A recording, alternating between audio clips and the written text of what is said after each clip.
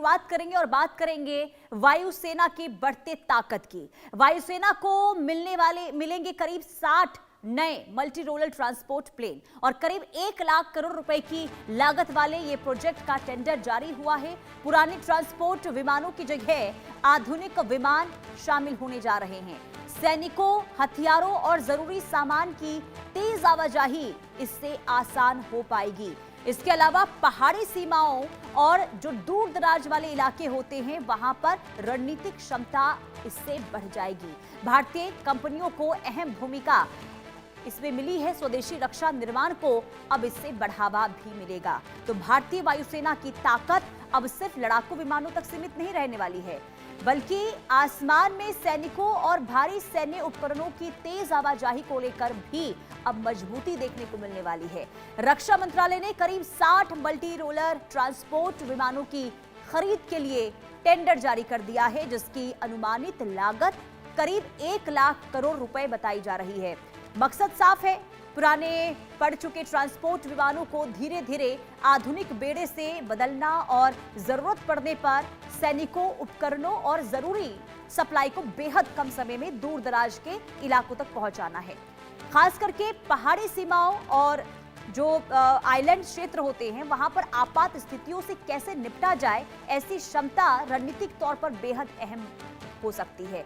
इन नए विमानों की खासियत सिर्फ माल ढुलाई तक सीमित नहीं होगी, बल्कि मल्टी रोलर क्षमता के जरिए ये विमान भविष्य में हवाई ईंधन भरने जैसी भूमिकाओं में भी इस्तेमाल किए जा सकते हैं, जिससे लड़ाकू विमानों के ऑपरेशन को लंबी दूरी तक सपोर्ट मिल सकेगा।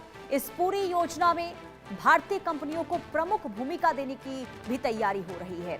जरूरत के साथ साथ स्वदेशी रक्षा निर्माण को भी बड़ा बढ़ावा मिल सकता है।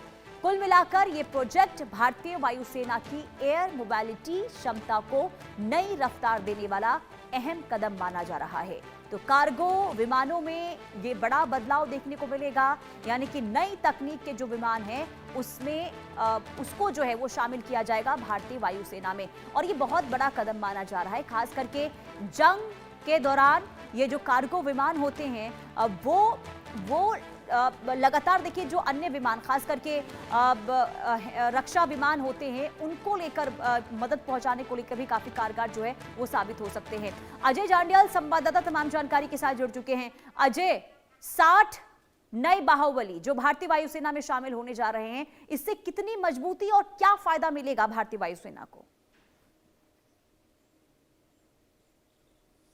देखिए, सबसे बड़ी बात है कि किसी भी सेना का जो बैकअप है या फिर रीढ़ की हड्डी है वो सप्लाई चेन माना जाता है, क्योंकि जब भी अगर आप जंग के हालात होते हैं, कहीं आप वॉर एक्सरसाइज पे गए हैं, कहीं आप ऐसी जगह पे तैनात हैं जहां पर अपने इलाके की रक्षा करनी है, तो ऐसे में वहां पर कहीं ना कहीं ट्रांसपोर्ट जो प्लेन है उनका बड़ा महत्व है। और उसी को लेकर जो है एक नई ताकत देने के लिए, नई ऊर्जा देने के लिए एयरफोर्स को जो है वो अब इस तरह से लैस किया जाएगा कि जब अगर कहीं तैनाती हो, चाहे वो समुद्री बेड़े पे तैनाती हो या फिर कहीं एक अलग फील्ड में तैनाती हो, वहाँ पर उनको इस ट्रांसपोर्ट विमान के जरिए बेहतर से बेहतर सामान, बेहतर से बेहतर हथियार और बाकी चीज़ों का जो पहुँचाने का काम है वो ट्रांसपोर्ट एयरप्लेन जो है वो करता है। तो उसी के लेकर जो है एक बड़ा रक्षा सौदा इसे कहा जाएगा। अभी कल ही हमने बताया था कि कैसे जो कहा जा रहा है कि कामकाजी ड्रोन जो है उनकी तैनाती के लिए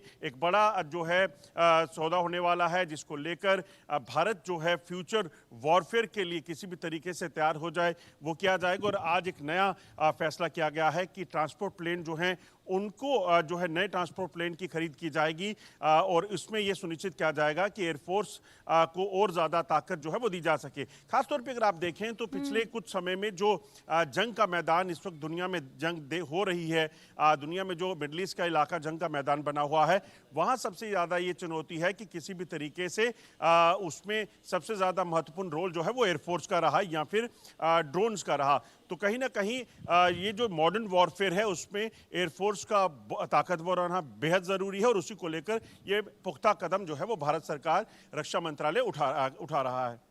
लेकिन अजय, क्या ये सभी विमान भारत में ही बनाए जाएंगे?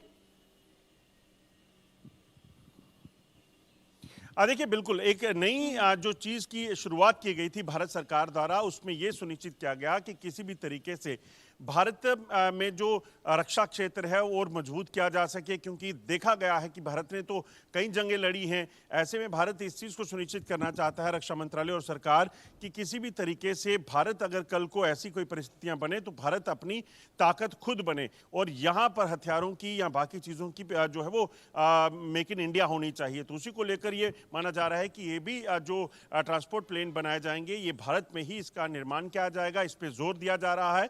और मेक इन इंडिया प्रोग्राम जो है उसी का नतीजा है कि आप सिर्फ देखें तो कुछ एक फील्ड नहीं बल्कि हर क्षेत्र में भारत जो है और बेहतर करता जा रहा है। और अब तो भारत इस लेवल पर पहुंच गया है कि कई दुनिया के देश जो है वो भारत से हथियार खरीद रहे हैं।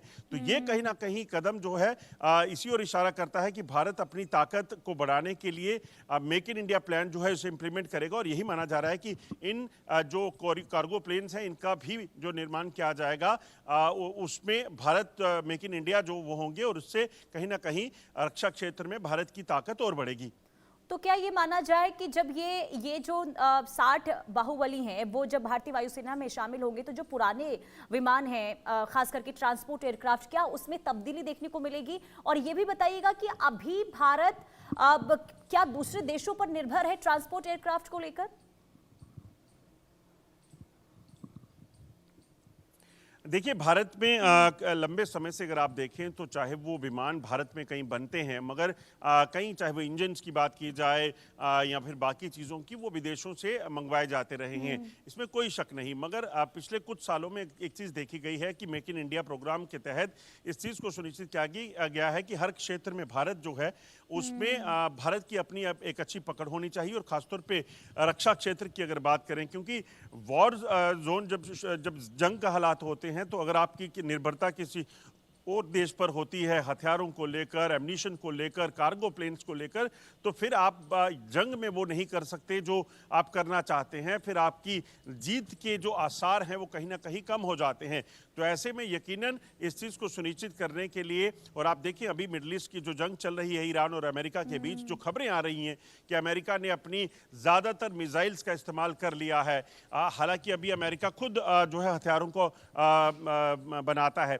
ऐसे आप यूक्रेन को देखें, रशिया और यूक्रेन की युद्ध के दौरान यूक्रेन के पास हथियारों की कमी हुई तो फिर बाकी देशों पर निर्भरता उसकी बढ़ गई।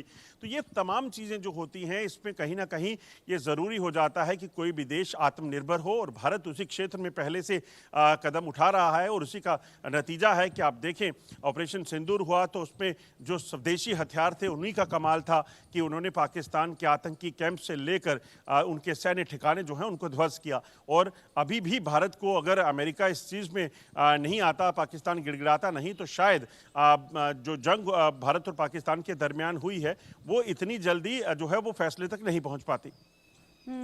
बिल्कुल, लेकिन देखिए ये भी कहा जा रहा है इन विमानों के जरिए जो सीमावर्ती इलाके हैं, खास करके जो पहाड़ी इलाके होते हैं वहां पर कहीं ना कहीं जो दिक्कतें आया करती थी इस विमान के शामिल होने के बाद वो दिक्कतें दूर हो जाया करेंगी। क्या नई चीजें इन 60 विमानों में देखने को मिलने वाले हैं जो अब तक के बाकी विमानों में नहीं है? अजय,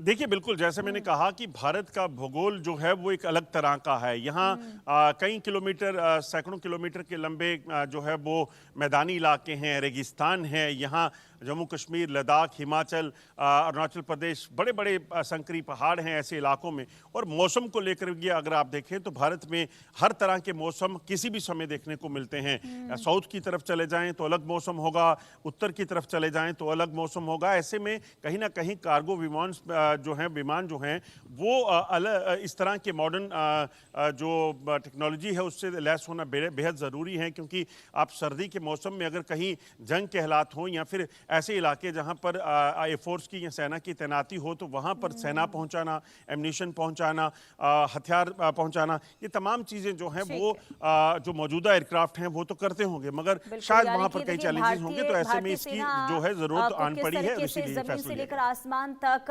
मजबूत किया जाए, इसे लेकर लगातार देखिए कदम आगे बढ़ाए जा रहे हैं। आप